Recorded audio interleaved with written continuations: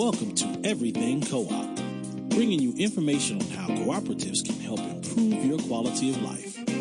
This show is being sponsored by the National Co-op Bank, NCB.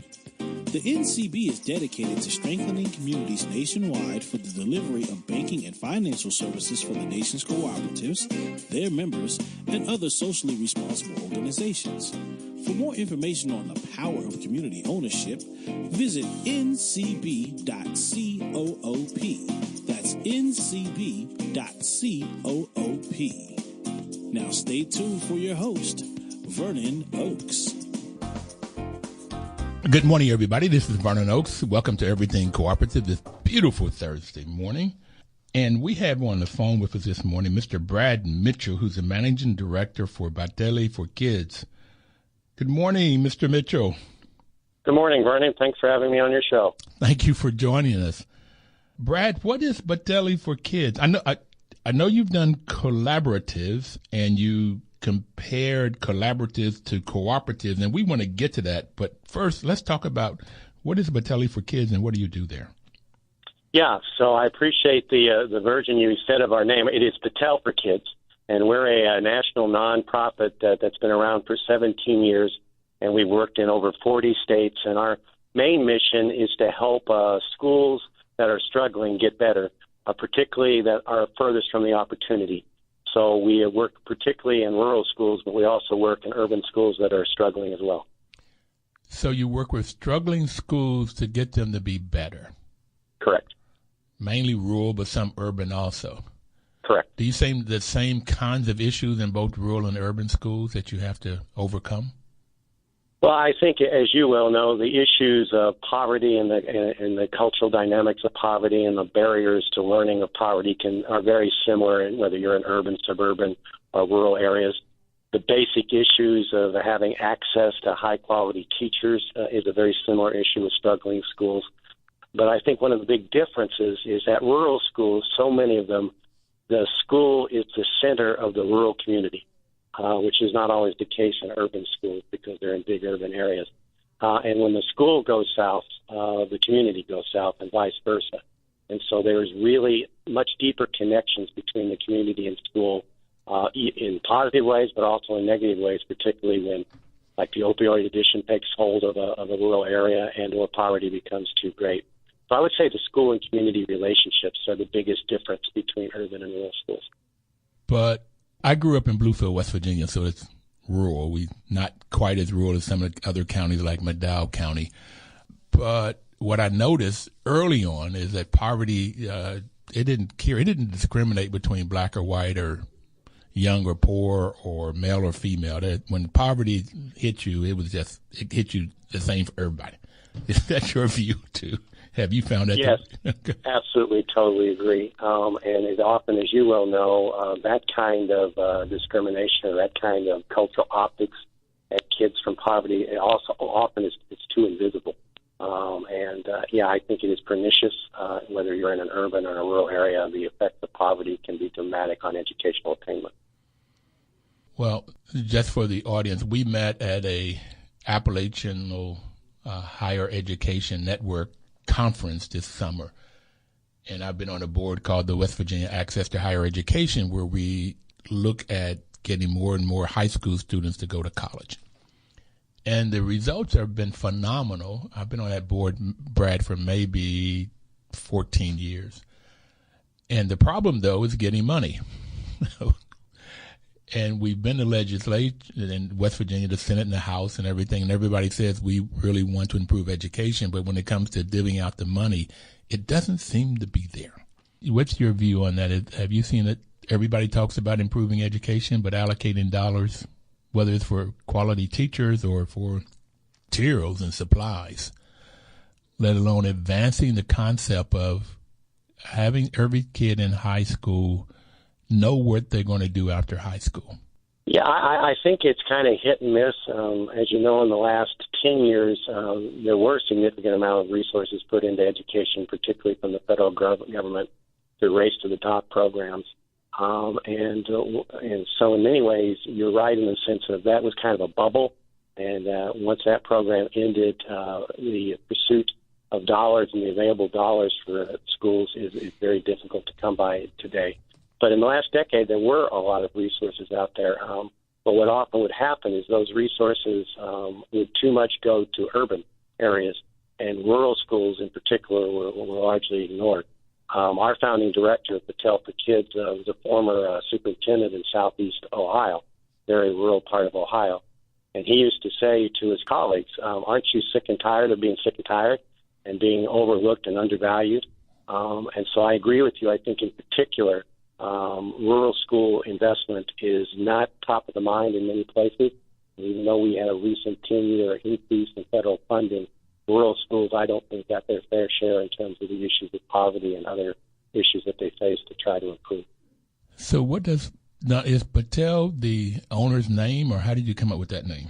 Yeah, Battelle, an interesting story about Battelle. But, the big Battelle, which is the Battelle Memorial Institute, was started in the height of the Depression in Columbus, Ohio, by an engineer who wanted to create a nonprofit company to create new knowledge for new products to help improve the world.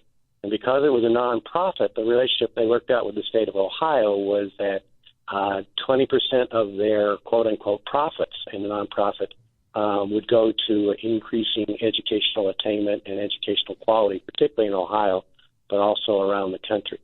And so from that 1929-1930 dream of Gordon Battelle, who was the original founder of the Battelle Memorial Institute, was created the world's largest nonprofit R&D think tank. It manages the 7 federal energy labs. It is now probably a $5 or $6 billion business with 20,000 folks employed around the country. And they spun us off as a nonprofit in 2000 and invested in us. And so we started out from that kind of mission of using human knowledge through engineering and technology and science to generate resources to invest in education. And then about 6 or 7 years ago, we were so successful that we spun off from Big Battelle Memorial Institute. They're still on our board, but they no longer give us any resources, and we're now a full-fledged nonprofit on our own. Okay, that is a phenomenal story, but why would you leave the source of the dollars? No, we don't have to go there. Well, it's interesting when they gave us our initial grant that they kind of said, because ultimately at the end of the day, they're engineers and they're business people. They said, we can start you out for 4 or 5 years, but you've got to show that you can meet your mission and that you can get other people to invest in you and that you can be grounded by districts around the country or state agencies or federal government that really believe in your work. So they essentially gave us a challenge when they first birthed us to say, you've got to become self-sustaining. And as you know, what often can happen with nonprofits, no matter how good they are, they face that sustainability all the time. They're still on our board. They still help us find resources, but we have to make it on our own now. And I think in a way that helped us be better, to be frankly honest. Well, it really makes sure that you do what your mission is and exactly. Find the funding for it. And what is your mission? It's that I know that struggling schools and make them better. And I think the overall mission, and it's kind of shifted in the last few years because of where the American mind has gone. While a lot of good educational reform has happened over the last decade, we've somewhat taken the spirit and joy and meaningfulness out of learning in terms of perhaps over-testing for all good reasons in terms of equity and making sure kids can read and write. But the standards-based movement and the testing movement kind of got out of balance. And so we have shifted our mission a little bit. While standards and access to an effective teacher and making sure there's equitable educational opportunity is hugely important, we also think that there are other skills that kids need to learn to thrive in an ever-changing economy, like critical thinking, communications, collaboration, what businesses often call the soft skills. More and more communities and parents are saying those are skills that have been undervalued and need to be emphasized. So our mission, while we still focus on struggling schools, we really want to work with schools that really want to move to what is often called 21st century learning skills in terms of this meaningful, deeper learning so that kids can be successful and resilient and adaptive and deal with whatever's coming in the future. And we all know with what's happening right now in the world and America, who knows what the future has, but kids that have resilient and adaptable skills have a better chance of success. Have you ever heard of Vernon College, maybe Vernon University up in Milwaukee? Not much, just a little bit. Please educate. Well, I used to chair the MBA program at Howard, and this nun from this school, I went to a conference with the deans, like the Stanford and the Harvards and the Babcock. So all of these different schools were there, and she got up and talked about assessments as opposed to testing. And I've visited the school a couple of times since then because I was really impressed with what they do. They don't give grades. You have to make a 95 or better to move to the next one. And each class, you have your knowledge base that you want to get out of a class. And then you have those soft skills that you talk about. Critical thinking, analytical thinking, computers, international, and they even had one in there that was about artistic. They had another name for it. So they had about 9 skills on the axes on one side, soft skills, if you will, and then on the speaking was another one. And then on the top, they had the knowledge you wanted to get out of that subject matter. And I had taught something like that, but nowhere as in the depth that they had taught it. But I've been amazed at the way they teach has not sort of taken over, because it does both of those things that you're talking about, and they're so critically important. When I taught marketing at Howard, I could tell a student, I can teach you the concepts of marketing or sales, but when you got to sit across the table from somebody and know whether they can do what they say they're going to do or will do what they say they're going to do, I can't teach that. That's in the gut and some due diligence. But this Alverno was just awesome from what I've gotten. Yeah, I think the good news is the Alvernos around the country, whether higher education or K-12, are growing as more and more people value this kind of learning. We used to be involved in what's called STEM, science, technology, and engineering and math. And again, that was very important in terms of getting more engineers in this country and a variety of things like that. But we found, particularly in rural schools, if you push the STEM label as science, technology, and engineering and math, what often we do is we get pushback of a couple things. One, folks would say, oh, yeah, those are the degrees in which our kids then leave us and we have brain drain and our communities go down. Or secondly, they say those are subject areas that aren't relevant to everyday living where we are. Mm-hmm. So we actually changed the STEM things in science, technology, engineering, and math to skills to employ myself, STEM, skills to employ myself. And that shift in mindset was huge, because I think what often happens is all of us have gone to school in one way or the other, and we're kind of used to what it is to be a good student and that whole grade base and work hard. And the shift in mindset that has to take place for both the learner and the educators and the community and family, moving away from a grade-based kind of pass-the-test mentality and you learn something, mm-hmm. much more of this authentic grit, resilience, communication, critical thinking, collaboration skills. It's going to take a mindset, but the Alvernos of the world and other places are really pushing that new narrative. Brad, you're saying some great stuff, so I hate to stop you, but we got to take our first break. So everybody out there, please don't touch the dial. We're going to come back and talk about this collaborative. We'll be right back.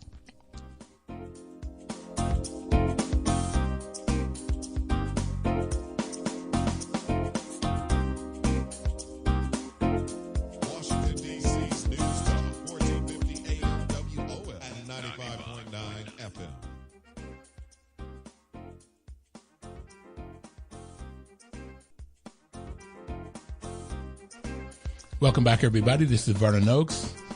We have Mr. Brad Mitchell on the line with us this morning. And Brad, right before we took a break, you were talking about the skills to employ myself, which you put in place instead of STEM, because STEM did not necessarily teach people how to live in the community they were in, and those soft skills. So could you pick back on that? You were saying a whole lot. Good stuff. And I'm sorry if I talked too fast and too long on that.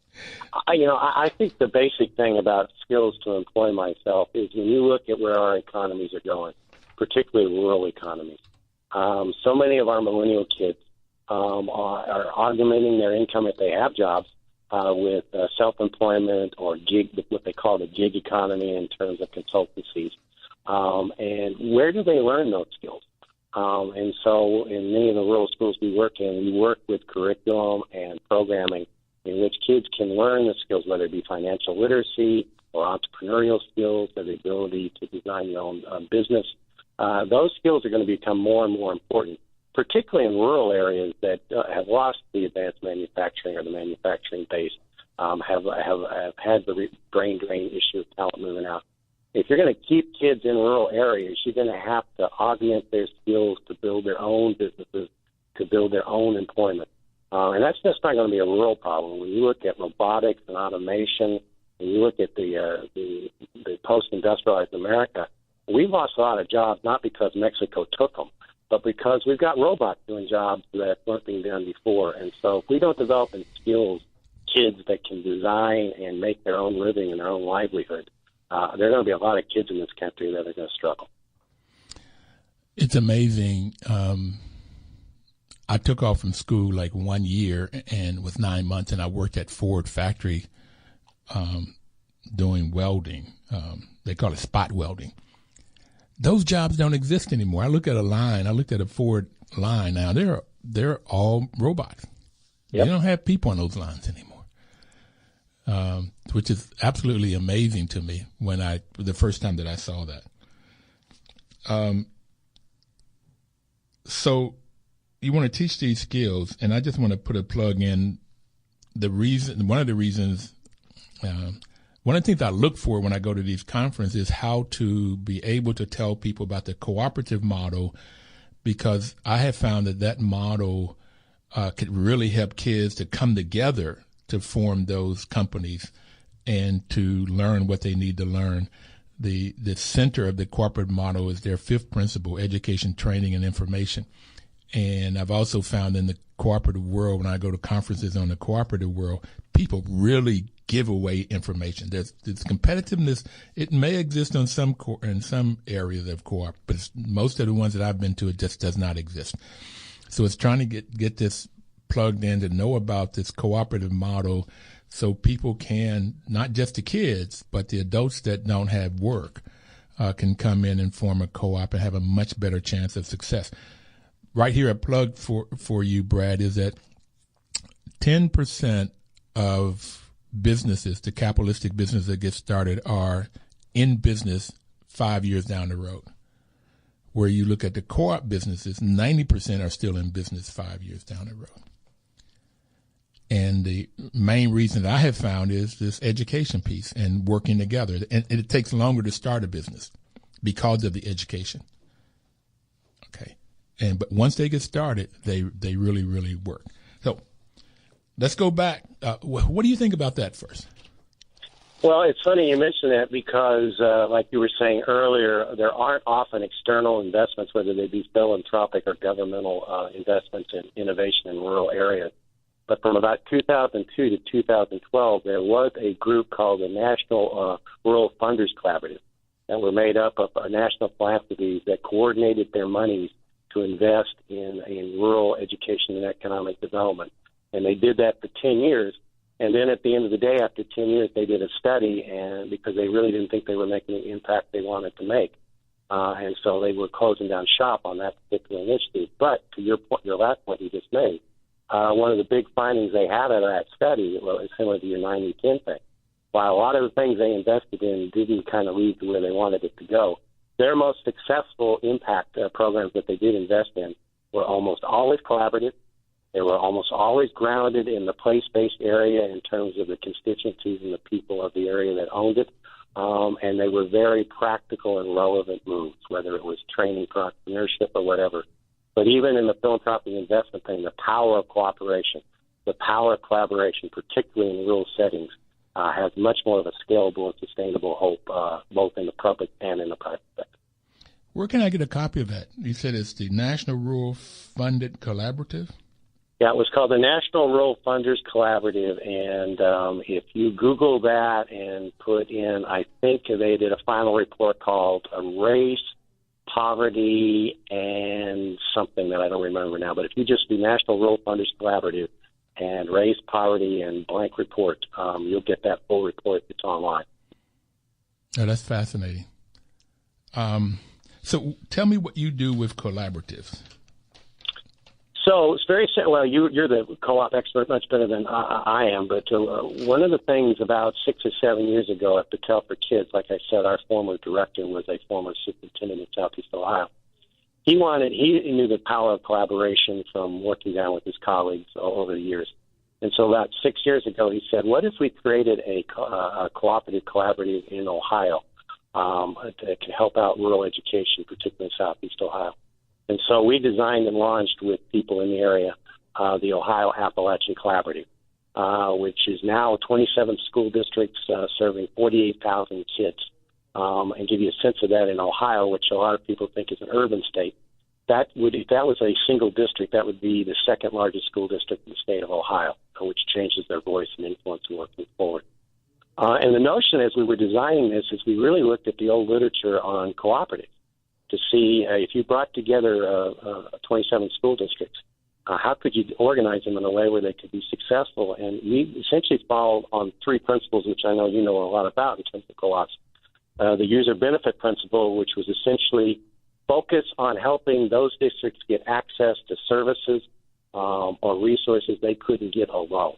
And so we came around, and when we got with the districts, they said, well, one, everybody's saying you got to have better teachers, but nobody wants to teach in Southeast Ohio, and or the quality of professional learning is not there. So could we design a coordinated teacher recruitment and retention effort as well as a professional learning system and do this together rather than separately? And if you think about it, districts, small districts, and local colleges of education aren't going to care about a district that has 500, 600 kids. But you pull together 48,000 kids, you suddenly can be an influence with that higher ed partner about the kind of teachers they're getting and how you get them to your area. So access to professional learning and teacher recruitment was a big issue that they came together, that kind of user benefit principle out of co-ops. Second, the user owner principle. They wanted to own it. What often happens with rural districts is the feds can come in, or states can come in, or philanthropies like ours, Battelle for Kids, can come in, or regional service centers, and we can push solutions, push services on them that may or may not fit. So the second thing in designing the thing is that user-owner principle, where they were a self-governing, self-assembly enterprise to identify the things they wanted to work on.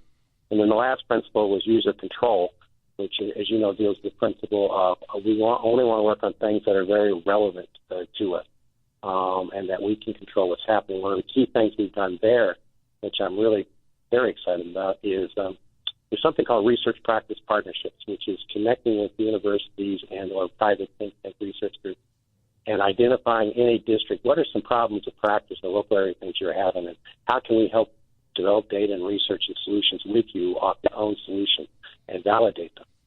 Rural districts don't have access to those partnerships. They exist a lot in urban and higher education partnerships, but research practice partnerships in rural areas don't exist a lot. And so this thing under user control is, again, by working together, we were able to create relationships with higher education in which they could provide inquiry and research services to rural districts that they never could have done if the districts hadn't collaborated. So the user benefit, the user ownership, and the user control design principles were hugely important to us. And the last thing I'll say on this is, so we went from OAC, and then when I met you down in West Virginia, we now have a national group called the National Rural Collaborative, where we identified 14 other collaboratives that are like that, and we have formed a national collaborative so that those collaboratives in those various areas can come together and learn from each other. So we're big believers in the power of self-assembly and the power of cooperative action, particularly in rural areas, to make a difference. Okay, you just said a book worth. I'm sorry. And for me, no apology. For me, it was exciting because you've taken the old literature on cooperatives and created 27 district co-op. You call it collaborative. And you used some of the principles. And so I just wanted the first principle of cooperative is volunteer and open membership. So you've got 27 districts. Anybody in there, it doesn't make any difference about gender or social, racial, political, or religious belief. You become a member. Correct. Coalition of the Willing is what we call it. Coalition what? Coalition of the Willing is what we call it. Coalition of the Willing. Okay. And then the second principle is democratic member control. And that's one member, one vote, but they have to have that control. And you said that was one of the things you looked for, user control. Absolutely. How did you all vote? Was it 27 districts, or each district had one vote on things, or? Well, in the Ohio Appalachian Collaborative, we did it kind of two ways. 27 districts, a lot of districts, and in southeast Ohio, I think that covered like 5,000 square miles. And so, like all politics is local, all collaboration is local too. So we had two kinds of member voice. One, within those 27 districts, there were kind of 6 natural clusterings of districts near each other or in the same athletic association. Hold 1 second. Brad, we have to take our second break. So we'll come back. I've got 50,000 square miles, and you got 6 clusters around these 27 school districts. But we'll be right back. This is very, very exciting. I'm so glad you decided to come on. So we'll be right back. Everybody, please don't touch that dial.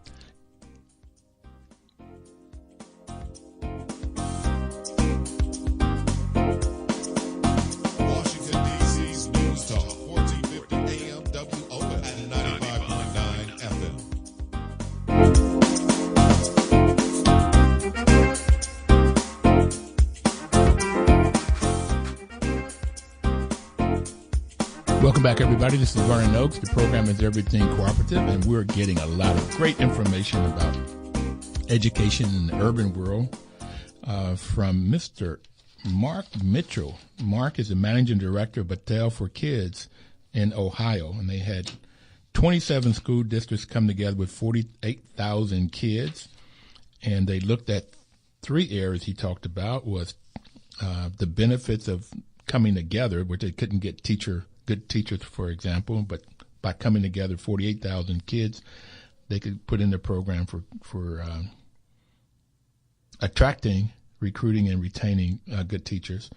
The second was user-owner principles and user control, which they got from the cooperative world. Okay, you were talking about the 5,000 square feet and how you were using the second principle of control. How do you make decisions? So decisions, like I said, they're broken up into clusters, and so usually it's 4 to 6 districts in a cluster, and they get together around their local needs and can make decisions, obviously, at that level. And then one representative from each of those 5 or 6 clusters meet about every other month in a kind of a steering committee on the broader across the 27. So we kind of go from small clusters to large group is one way to make decisions. The second way is we have a pretty vital communication system, and so when a new activity comes up, like philanthropy is interested in investing in rural, or there's a new federal or state program, we'll put that out, and then again that coalition of willing idea. Those districts that are interested in doing that work, we will then come together, and we will pursue. So out of 27, sometimes 12 districts want to go after grant X, and on another grant, maybe 9 districts want to go after it. I'll give you a good example of that. About 3 years ago, there was a state grant from Ohio from a great program called Straight A Fund, which was to fund innovation. And about 24 of the 27 districts wanted to go after that grant, and they wanted to focus on dual enrollment, which is getting college credit during high school at the high school campus. Research shows that rural kids who have access to college courses of relevance and meaning at their high school, A, are more likely to graduate from that high school, B, are more likely to go on and get post-secondary pursuit, and C, to succeed at college or getting a license, a work-based license as well. So dual enrollment is huge. And the other thing about dual enrollment is it really reduced college cost in a time where the average college cost debt for a kid is $25,000. For rural kids and their families, that can be huge. And so dual enrollment can reduce college costs because you're getting free college credit during high school. That was a long-winded way to say that was an example of a very pragmatic, rural-based, get more of our kids getting post-secondary credentials and labor market value, have them have less college debt cost, and be more relevant. That came from kind of a one district, one vote set of districts that said we want to go after that and design a shared dual enrollment system. So it's that kind of power of cooperation that can take place with these kind of things. You know, I was looking at the main benefit of these dual enrollments was reducing the cost of college. That some kids would, I heard of maybe 2 kids that when they finished high school, they got a college degree, and a couple quite a few more when they finish high school. They have an AA degree. Yep. But the more I hadn't thought about the retention aspect of taking these dual classes, dual enrollment would cause a kid to stay in school. I know at the West Virginia Access, we found out if you get a kid on a college campus and they can see the college campus, feel it, taste it, smell it, then they have a greater likelihood of going to college. I mean, just that one event. And when you talk about dual enrollment where you could get college credits at their local school, that is great. How did that program turn out? Like I said, we're 3 years in, but the data we've got so far is that, equity in terms of diversity, equity, and inclusion are hugely important.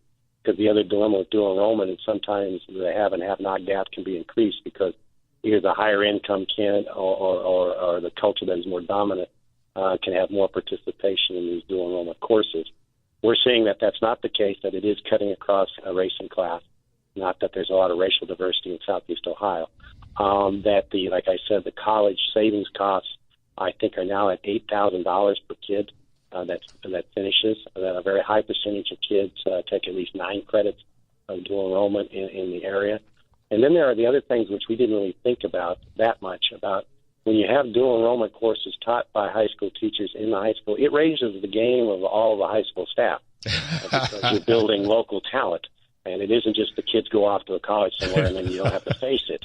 It's Mr. Mitchell in 203 that's teaching a dual enrollment course. So we've actually seen increases in terms of the value-added scores of teachers in terms of improving growth in their kids across the board. So it's had a variety of ripple effects, including increased ACT scores in many places, which helps get you into college, as you know.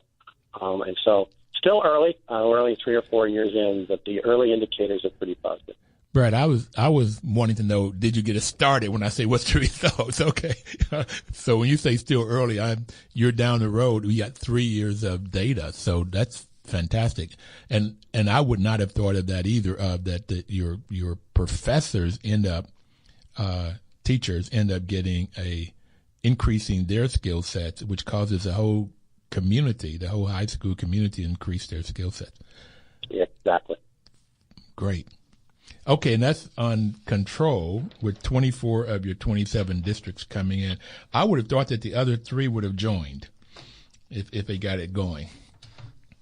Readiness and issues, in many rural places, the superintendent's the only person in the central office sometimes. And sometimes if you're building a building or you got a community issue, you can't be distracted. So it wasn't like the 3 didn't want to play. They just kind of looked at us and said, at this time, we just don't have the capacity to take on that kind of stuff. Got it. That's sad, but I got it. The third principle is member economic participation. Normally, you got democratic control, and there's some buy-in dollar-wise, and if there were some profits or something or surpluses on the end, there's a payout to the members based on how much they use the product or how much they buy into it for the most part. So did you all have any kind of dollars like that for your districts where in order to have a staff or whatever they needed, they put some money into this? Yeah, it's a great question. So as you know, with rural, $5,000 can be very difficult to pull together. They are not close to the margin. Our business model is the following. District leadership, you got to buy into the mission of the collaborative and be a good collaborative member. And you got to free up your time and other people's time if we're doing shared professional learning. So a lot of the sweat equity in-kind stuff, they cover. But we don't charge a fee yet, at least in the OAC, and many of these collaboratives around the country we've studied don't either because rural districts are on the margins, but they do have a sweat equity thing. And then the payoff is beyond the impact measures, is the investment of philanthropic and governmental dollars that come in. So again, we were working with districts that never turned in a grant application because they had no capacity or grant writer, to districts that did and didn't win because of the size and scale that they offered when big money wanted bigger impact. Mm-hmm. So now when they're in 20, 22, 24, and we do the grant writing for them, their grant writing success has gone up amazingly well. So the payoff for them is they're getting access to philanthropic and governmental dollars. We like to call it making the rural market attractive and addressable to philanthropic and governmental investors. And so their payoff comes through that. But they do have to put in human capital sweat equity. But to date, they don't really have to put in dollars in terms of the maintenance of the back office and the network orchestration, because nobody likes to pay for the glue. People want to see results, but they don't want to pay for the glue of keeping all this together. So as long as we get the investments from outside, it works. Mark, I love your sayings. Okay. Nobody want to pay for the overhead. You call it the glue. I got it. Okay, the fourth one is autonomy and independence. You've already talked about that. You really had to have it where you all had to say on what goes on, because when the government comes in or other outside, they'll to say, here's what we want to happen, which may not be what the rural district needs. You need to say anything more about that? That's the fourth principle of the cooperative.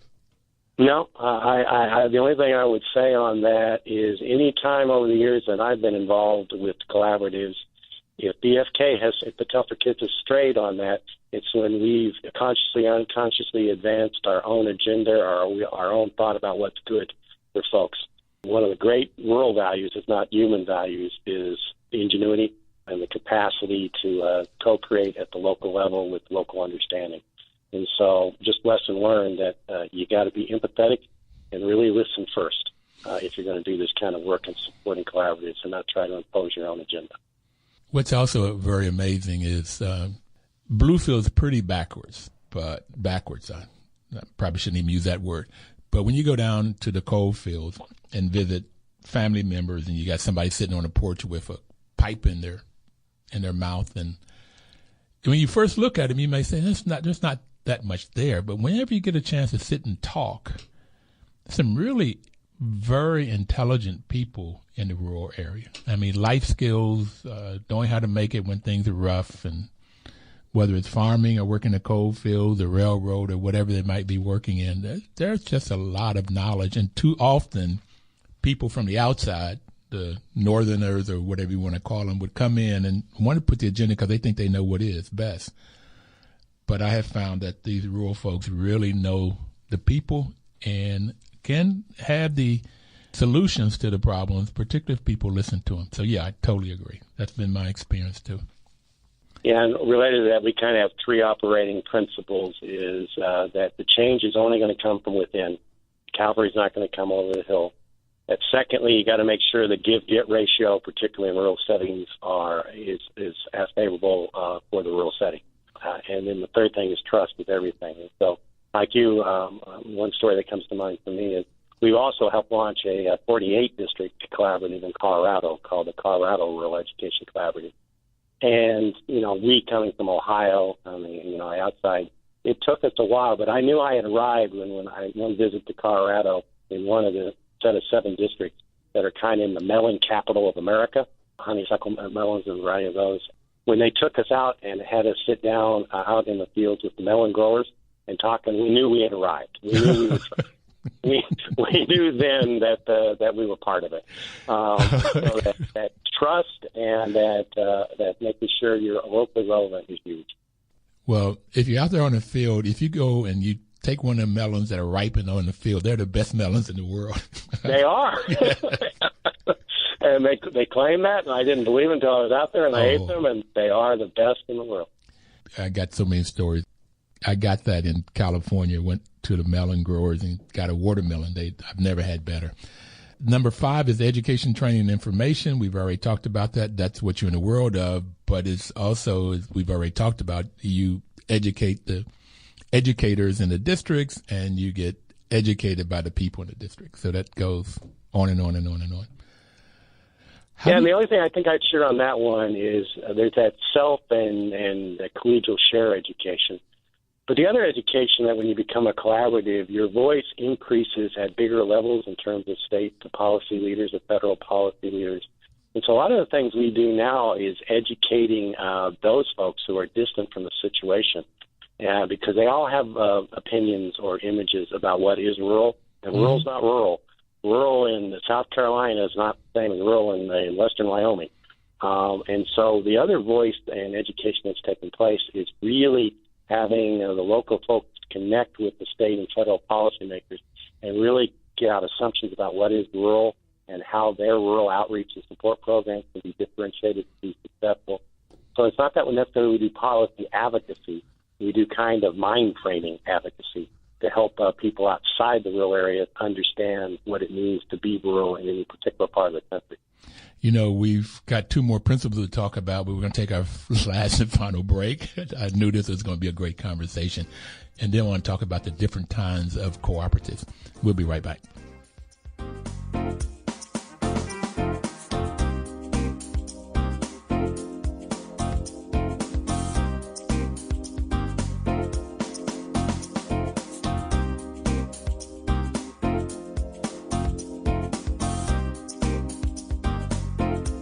Washington, D.C.'s News Talk, 1450 AM WOL and 95.9 FM.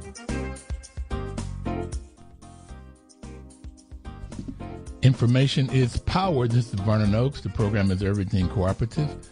And this is sponsored by the National Cooperative Bank, whose mission is to support and be an advocate for America's cooperatives and their families, especially in low-income communities, by providing innovative financial and related services. And low-income communities, Mark, is one of the things that NCB does extremely well, and there might be some ways of getting them involved in these projects on education. So Brad Mitchell is our guest today, and Brad, I said Mark, but I meant Brad. Maybe some way of getting NCB involved. That's okay. I have a cousin named Mark, so he'll appreciate it. Okay. So looking at these principles, the sixth one is cooperation among cooperatives. And have you had an opportunity to cooperate with other cooperatives? And you're calling them collaboratives. They sound like they're cooperatives, but with a different name.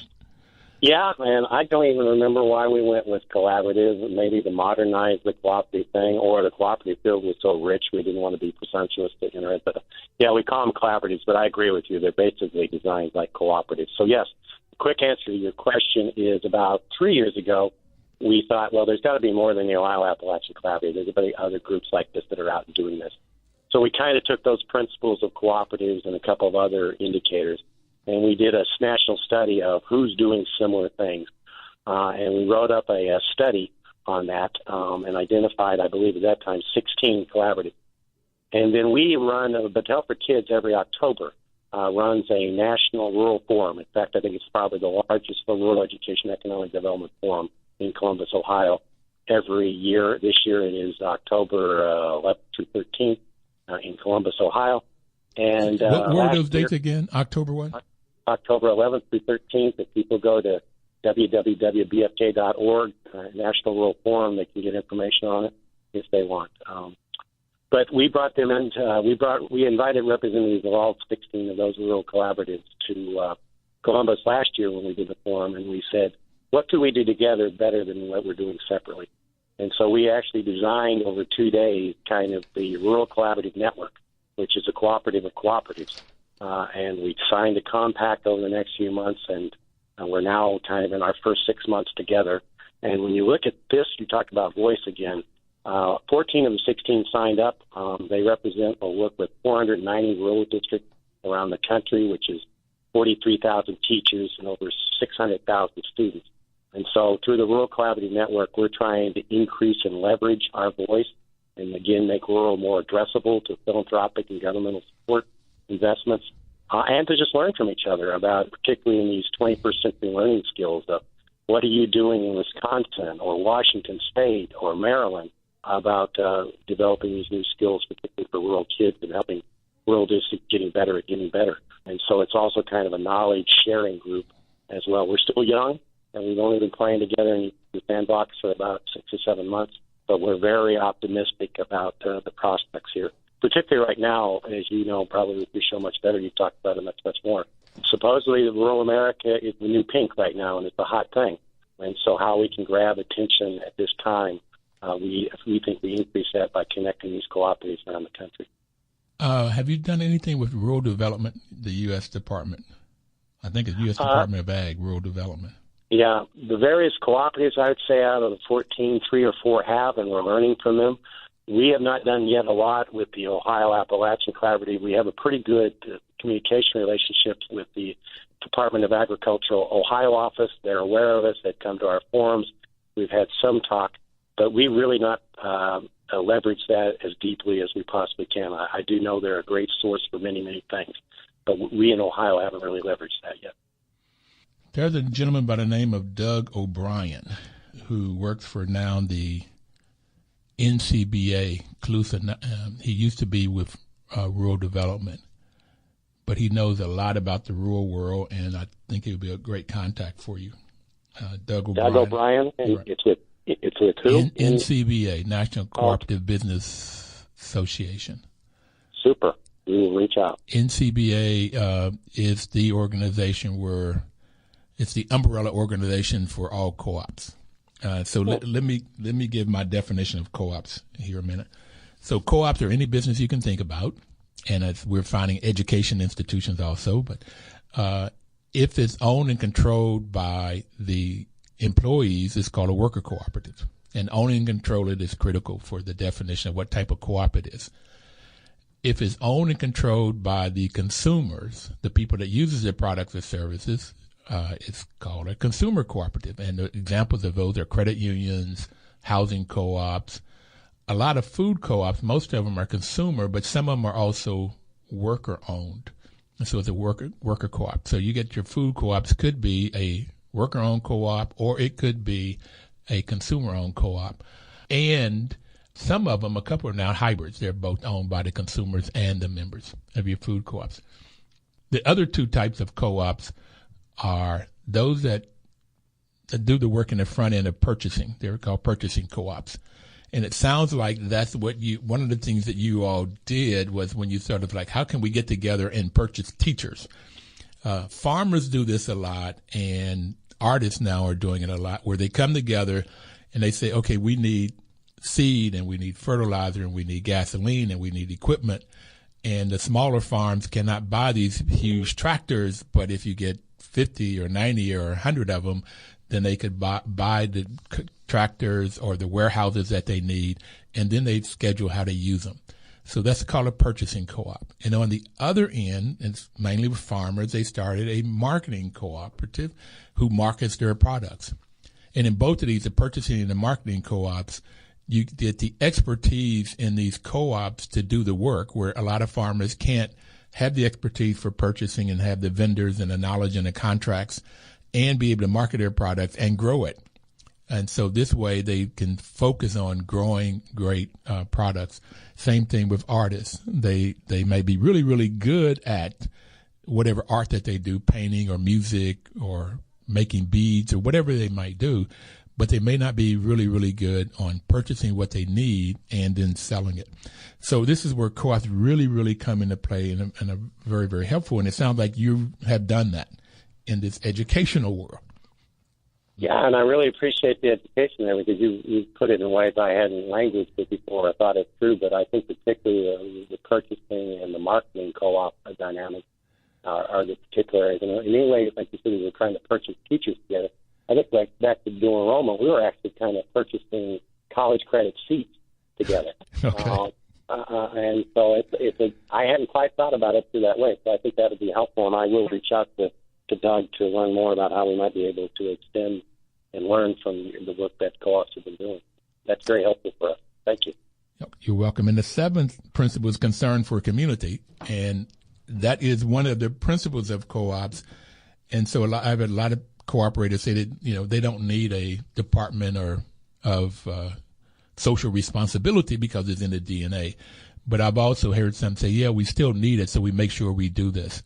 When co-ops decide what to do with the money, when the members decide in this member economic participation, if they have a profit of $90 or $90,000 or $90 million, the members decide how that profit or surplus would be divided. And it's normally divided in three ways, Brad. It's how much of it stays in the business for growth, how much of it they may give to organizations within the community for whatever the members say that they need in that community. And the third is how much they give out to the members in dividends. And the members decide that, though. That's what I like about member economic participation. And like in the food co-ops, that amount that a member gets, if it's a consumer cooperative, is based on how much they buy. And a worker cooperative, their percentage they get maybe how much they work or how much they contribute to the business. So it seems to be a much more equitable way than the capitalistic model. With how much money you have, how much stock you own, then that's the percentage of the profit you get. So the rich keep getting richer and richer and richer. Where in this model, everybody, based on how much they play in the game.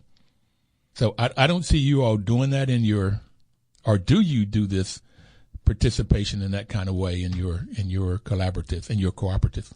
We're not that sophisticated yet, 1 and 2, with the dynamics of education in these areas. That's one I think we need to think more about because a phrase that everybody knows, skin in the game. Mm-hmm. And so while, like in the OAC, there can be 27 districts, not all have the same skin in the game.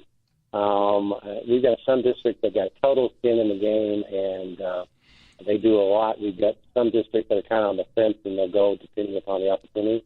And then we got a few districts, to be frankly honest, that kind of free riders. And so we're still trying to work through those kind of intra-organizational dynamics. And right now, if you got skin in the game and you do the work, the investments follow. And those investments do go to those places because they're the ones that sign up for pursuing the grant. So, in a sort of kind of way with our philanthropic and governmental grant pursuit, we do that kind of more egalitarian effort equals outcome and investment. But I'd have to think more about that. Okay. Well, Brad, we only have about a minute left. And so question is, do you like what you're doing? And what's the last word you'd like to leave the listeners with? 1 minute. Well, I hopefully, I've been able to communicate. This is my passion. I've been in education for 35 years. I've worked with federal, state, urban. I come from a rural background, and to be able to have the privilege in the last chapter of my career to work in rural areas is just the passion and the commitment to me is a huge thing. The last thing I'd share is a phrase that our old executive director used to say, it's too late to dig a well once the people already are thirsty. And so what really makes me excited about these cooperatives is that we're digging wells with people around where education is going, where economic development in rural communities are going, and we're doing it not out of immediate need and necessity, but a longer-term vision. Brad, we've got to go. Thank you so very much. Everybody out there, please have a wonderful week. Live cooperatively.